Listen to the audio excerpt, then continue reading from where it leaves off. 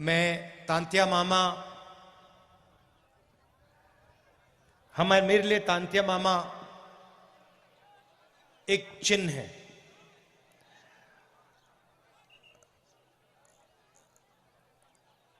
एक सोच है।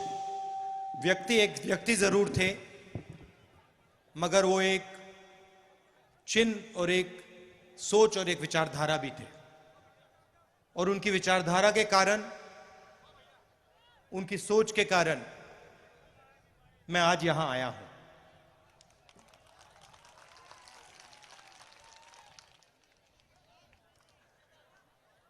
आज मैं उनके बारे में पढ़ रहा था और मैंने देखा कि वो 26 जनवरी को पैदा हुए थे और वही दिन है जब हमारा देश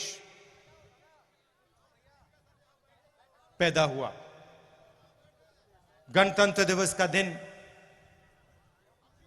तांत्या मामा का जन्मदिन था। तो इसमें भी एक मैसेज है।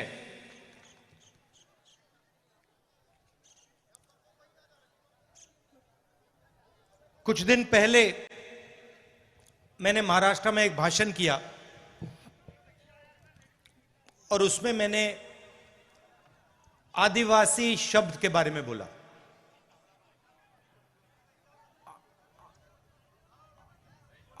सही बोला?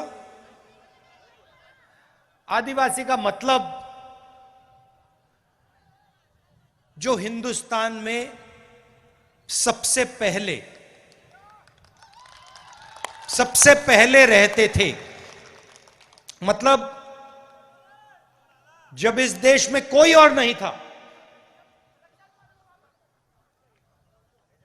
तब भी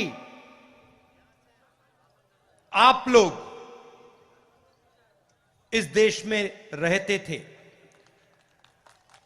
अगर आप आदिवासी हो और अगर आप यहां सबसे पहले रहते थे, तो इसका मतलब यह बनता है कि आप इस देश के असली मालिक हो।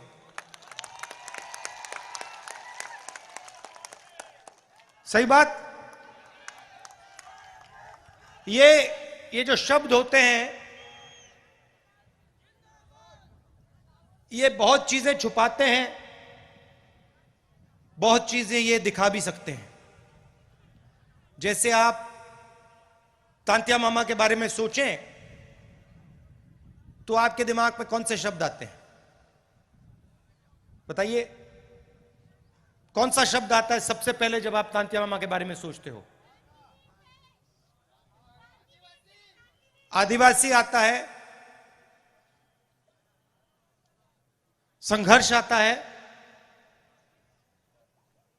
निडरता आता है, क्रांतिकारी आता है, ये शब्द आते हैं। और जब वो अंग्रेजों के सामने फांसी पे चढ़ रहे थे, तो आपको क्या लगता है, उनके दिल में डर था या नहीं? सवाल नहीं उठता। उनके दिल में डर नहीं था। क्यों नहीं था? उसका कारण क्या था? उनके दिल में आम आदमी चढ़ता है, फांसी के सामने खड़ा हो जाता है, डर जाता है? नहीं। मगर जो आपके तांत्या मामा थे, जब वो चढ़े फांसी पे, उनके दिल में डर क्यों नहीं था? क्योंकि उनके डर को, जो उनके दिल में आपके लिए प्यार था, उसने मिटा दिया था। तो जब हम उनके बारे में सोचते हैं, हमारे दिमाग में ये शब्द आते हैं: निडर, संघर्ष, मोहब्बत, ये शब्द आते हैं।